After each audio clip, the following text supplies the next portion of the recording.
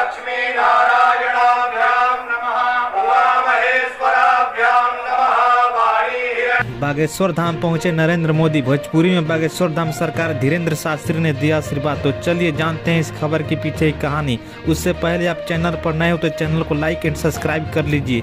दरअसल नरेंद्र मोदी पूजा करने के लिए देश के अनेक मंदिरों में जाते हैं और बहुत ही श्रद्धा अपार से पूजा करते हैं। उनका पूजा करते हुए सभी वीडियो वायरल हो जाता है। ऐसी ही बहुत सारी वीडियो हैं जो वायरल हुई है। पिछली बार नरेंद्र मोदी ने अयोध्या में पूजा अर्चना की है, गंगा स्नान किया है। उन्होंने गंगा नदी को समय समय पर स्वच्छ करने और दर्शन करने का कार्य हेतु सभी कार्यों पर ध्यान देते हैं। तो चलिए देखते हैं आगे नरेंद्र मोदी का पूजा करने वाला वीडियो। लक्ष्मी